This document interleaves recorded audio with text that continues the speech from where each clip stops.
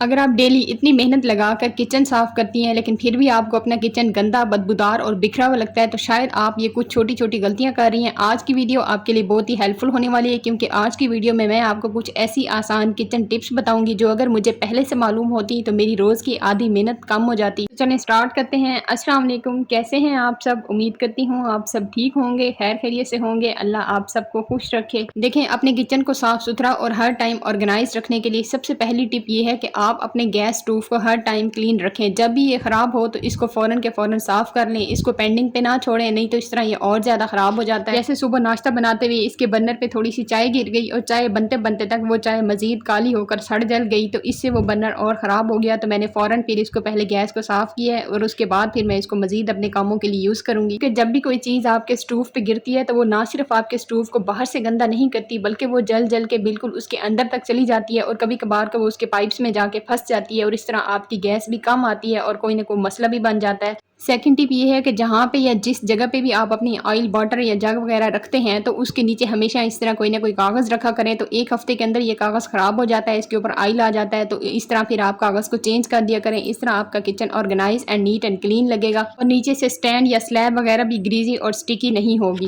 ہم جانتے ہیں کہ آج کل ہر کچن میں اوون، مائکرو ویو یا فریج وغیرہ موجود ہوتے ہیں، تو ہمیشہ ان کی جو اوپر والی سطح ہوتی ہے اس کو کور سے ڈھانپ کے رکھا کریں، نہیں تو وہ بہت زیادہ گریزی ہو جاتی ہے اور پھر اس کو صاف کرنا بہت مشکل ہو جاتا ہے۔ لیکن جب کور بچھا ہوا ہوتا ہے تو آپ ہر ویک اس کور کو واش کر سکتے ہیں۔ اس طرح ان چیزوں کی ٹائم ٹو ٹائم کیئر کرنے سے ان کی شیلف لائف بھی بڑھ جاتی ہے اور اگر آپ مزید تھوڑی سی خوبصورتی پیدا کرنا چاہتے ہیں تو آپ ان کے اوپر کوئی نہ کوئی واز وغیرہ یا پھر گلدان وغیرہ بھی رکھ سکتے ہیں۔ اس سے آپ کے کچن کی لک اور زیادہ فریش لگنے لگتی ہے۔ نیکسٹ، سب سے بڑی اور سب سے زیادہ اگنور کرنے والی ٹپ یہی ہوتی ہے کہ ہم اکثر برتن وغیرہ تو ٹائم ٹو ٹائم دھو لیتے ہیں لیکن سنک کو ہم ایسے ہی چھوڑ دیتے ہیں کہ چلو تھوڑی دیر کے بعد دوبارہ برتن دھونے ہیں تو پھر ایک ہی بار اکٹھا دھو لیں گے، لیکن ہمیشہ سنک کو آپ نے ایک برتن کی طرح ہی لینا ہے اور اس کو برتنوں کا حصہ ہی سمجھنا ہے۔ چاہے آپ کوئی ایک برتن واش کریں یا پھر آپ ڈھیروں ڈھیر برتن واش کریں، ہر برتن واش کے بعد آپ نے سنک کو لازمی واش کرنا ہے۔ ذرا سا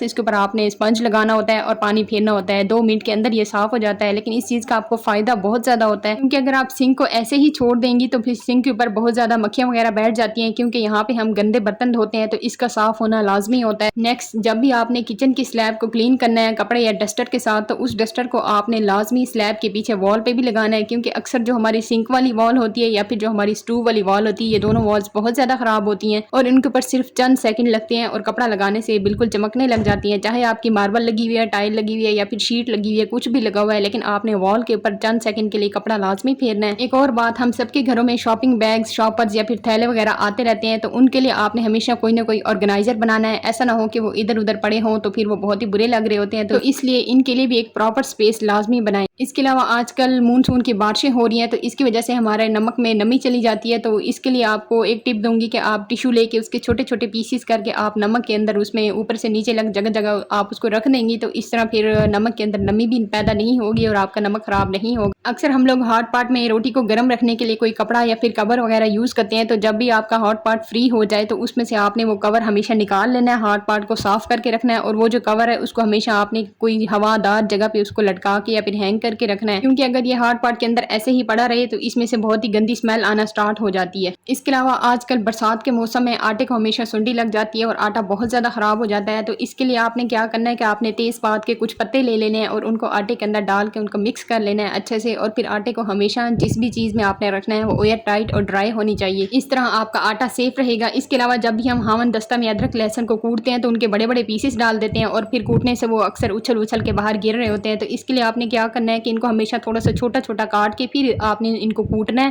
اس طرح ان کا بہت ہی فائن اور اچھا سا پیسٹ بنتا ہے اور ساتھ میں آپ کی محنت بھی بہت کم لگتی ہے۔ اکثر ہم لوگ کچن میں جو برتنوں والی باسکٹ یوز کرتے ہیں اس میں ہم لوگ سپون اور نائفز کو بھی ان کے ساتھ ہی مکس کر کے رکھ رہے ہوتے ہیں، تو ایسا نہیں کرنا، کیونکہ ایک برتن ایک سپون کو ڈھونڈنے کے لیے پھر ہمیں بہت زیادہ ٹائم لگ جاتا ہے۔ تو ہمیشہ ایک تو کٹلری کے لیے آج کل آرگنائزر بھی مل جاتے ہیں، اگر وہ نہیں ہے تو اس طرح آپ گلاس میں ساری کٹلری رکھ کے نا اس کو آپ الگ سے باسکٹ میں رکھ سکتے ہیں، اس طرح آپ کے لیے بہت زیادہ آسانی ہو جائے گی۔ اور اس کے علاوہ ہم اکثر جب بھی پیاز کو کاٹتے ہیں یا پھر چھیلتے ہیں تو پھر پیاز کی اسمیل سے اکثر آنکھوں میں الرجی ہو جاتی ہے، اس چیز سے بچنے کے لیے آپ نے ہمیشہ پیاز کو پہلے سے پانی میں بھگو کے رکھنا ہے. اس سے ایک تو یہ فائدہ ہوتا ہے کہ پیاز بھی آسانی سے پیل ہو جاتے ہیں اور پھر دوسرا آپ کو الرجی بھی نہیں ہوتی. اس کے علاوہ اگر آپ سلاد کے لیے پیاز یوز کر رہے ہیں لیکن کڑوے پیاز نہیں کھائے جاتے تو ان کی کڑواہٹ کو ختم کر کے پیاز کو کاٹ کے آپ اس کے اندر نمک یا پھر سرکہ وغیرہ لگا سکتے ہیں اور پھر اس کے بعد آپ نے اس کو اچھے سے واش کر کے پھر یوز کرنا ہے. اس طرح ان کی ساری کڑواہٹ ختم ہو جاتی ہے. اس کے علاوہ جب بھی ہم مٹن یا پھر بیف بوائل کرتے ہیں تو اس کے اوپر اس طرح کائی سی آ جاتی ہے تو ہمیشہ آپ نے اس کو ریموو کر لینا ہے, کیونکہ اس سے اگر اس کو ریموو نہیں کریں گے تو پھر آپ کے سالن میں بہت زیادہ اسمیل آتی ہے اور بالکل سالن کے اینڈ تک تیار ہونے تک سالن میں عجیب سی وائٹ کلر کی جھاگ سی بنی ہوئی ہوتی ہے. تو اس کو آپ نے ہمیشہ ریموو کرنا ہے اور اس کے بعد اس میں بڑی الائچی ایڈ کر دینی ہے. اس سے سالن میں بہت ہی اچھی خوشبو آتی ہے. اور اکثر ہم لوگ مٹن ہو, بیف ہو, چنے ہو یا پھر دال وغیرہ ہو, ہم اس کو کوکر میں بوائل کرتے ہیں تو پھر کوکر لیک ہونے لگ جاتا ہے. تو اس کے لیے آپ نے کیا کرنا ہے کہ آپ نے اس میں تھوڑے سے آئل کے کچھ ڈراپس یا پھر 2 سے 3 ٹیبل سپون آئل ایڈ کر دینا ہے. اس طرح آپ کا کوکر لیک نہیں ہوتا. یہاں پہ میں بیف کا سالن بنا رہی تھی تو بس اس میں نے بیف اور ساری چیزیں ڈال کے میں نے اس کو کوکر پہ رکھ دیا تھا تو یہ کچھ منٹوں میں بن جائے گا. تو میں اسی طریقے سے ہمیشہ سالن بناتی ہوں. اس طریقے سے سالن بہت ہی مزے کا بنتا ہے.